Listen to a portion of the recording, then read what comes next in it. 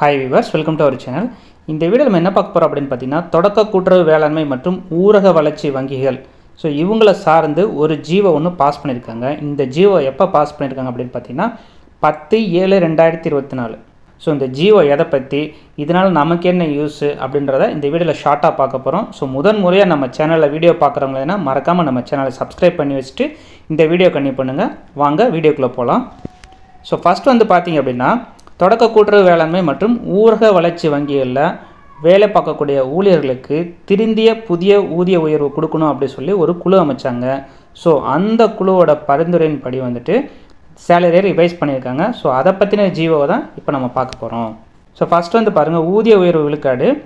So ஊதிய உயர்வு விழுக்காடு தொடக்க கூட்டுறவு வேளாண்மை மற்றும் ஊரக வளர்ச்சி வங்கி பணியாளர்கள் பொறுத்தவரை 19% வரை ஊதிய உயர்வு அனுமதிக்கப்படுகிறது. அடிப்படை வந்து பார்த்தீங்கன்னா 5% வந்து ஊதிய உயர்வு கொடுக்குறாங்க. ஸோ இதை தாண்டி வந்து பார்த்தீங்க அப்படின்னா வங்கிகள் வந்து பார்த்தீங்கன்னா 10 லட்சத்துக்கு மேலே வந்துட்டு லாபம் கொடுத்தாங்க அப்படின்னா ஒவ்வொரு 10 லட்சத்திற்கும் 1% வந்து இன்க்ரிமெண்ட் சொல்லியிருக்கிறாங்க. அடுத்து நகைக்கடன் நிலுவை வந்து 15 கோடிக்கு மேலே இருந்துச்சு அப்படின்னா அதுக்கு வந்து தனியாக 1% எக்ஸ்ட்ரா கொடுக்குறாங்க சேலரி இன்க்ரிமெண்ட். அதுக்கப்புறம் வந்து பார்த்திங்கன்னா நிதிச்சுமையின்றி செயல்படும் வங்கிகளுக்கு இன்னொரு 1% எக்ஸ்ட்ரா.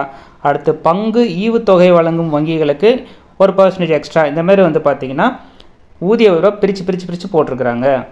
அடுத்து பார்த்திங்கன்னா ஆண்டு ஊதிய உயர்வு அனைத்து தொடக்க கூட்டுறவு வேளாண்மை மற்றும் ஊரக வளர்ச்சி வங்கி பணியாளர்களுக்கு வந்துட்டு பார்த்திங்கன்னா ஆண்டு புதிய உயர்வு 3% அடிப்படை சம்பளத்தில் நிர்ணயம் செய்து வழங்கிட அனுமதிக்கப்படுகிறது அப்படின்ற மாதிரி சொல்லியிருக்கிறாங்க. அடுத்து தேர்வு நிலை சிறப்பு நிலை இது வந்து பார்த்திங்க அப்படின்னா ஒரே பணி நிலையில் 10 இல்லை 20 ஆண்டுகள் பணி முடித்த தொடக்க கூட்டுறவு வேளாண்மை மற்றும் ஊரக வளர்ச்சி வங்கி பணியாளர்களுக்கு வந்து பார்த்திங்கன்னா சிறப்பு நிலை ஊதிய உயர்வு வழங்கணும் அப்படின்ற மாதிரி சொல்லியிருக்கிறாங்க. அடுத்து போனஸு 30 ஆண்டுகள் ஒரே பணி நிலையில் பணியாற்றும் தொடக்க கூட்டுறவு வேளாண்மை மற்றும் ஊரக வளர்ச்சி வங்கி பணியாளர்களுக்கு ஒரு போனஸ் ஊதிய உயர்வாக அனுமதிக்கப்படுகிறது. அடுத்து வீட்டு வாடகைப்படின்னு ஒன்று கொடுக்குறாங்க பாருங்கள்.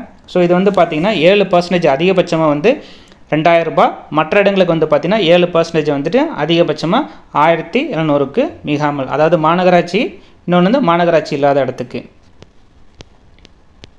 ஸோ அடுத்து பார்த்திங்கன்னா தினப்படி. ஸோ தினப்படி வந்து போட்டிருக்காங்க பாருங்கள். செயலாளர் 150, மாவட்டத்திற்குள் சென்னைனா 300, இதர மாவட்டம்னா 200. ஸோ மேற்பார்வையாளருக்கு வந்துட்டு பார்த்திங்கன்னா அதேமாதிரி பிரிச்சுருக்காங்க. அலுவலக உதவியாளருக்கும் அந்த மாதிரி பிரித்து போட்டுக்கிறாங்க. ஸோ இது வந்து பார்த்திங்கன்னா தினப்படி. ஸோ அடுத்து பார்த்திங்கன்னா கல்வி கடன்.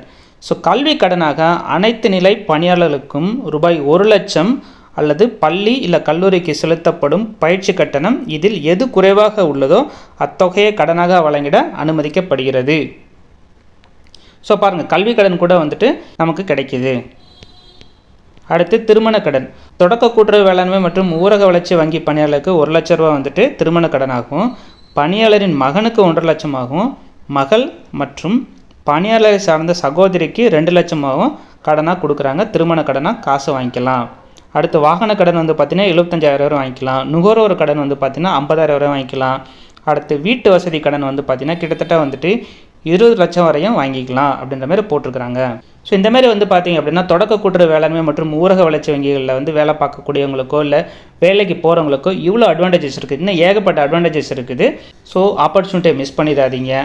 முடிஞ்ச அளவு வரக்கூடிய எஸ்ஆர்பி மற்றும் சிசிபி எக்ஸாமை வந்துட்டு நல்லா ப்ரிப்பேர் பண்ணி செலக்ட் ஆகி ஜாப்க்கு போயிருங்க.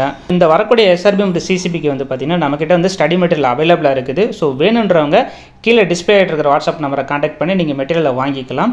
உங்களுக்கு இந்த வீடியோ சம்மந்தப்பட்ட ஏதாவது டவுட் இருந்துச்சுன்னா மறக்காமல் வந்து கீழே இருக்கிற கமெண்ட் பாக்ஸில் மென்ஷன் பண்ணுங்கள். மீண்டும் மற்றொரு காணொளியில் சந்திப்போம். தேங்க்யூ.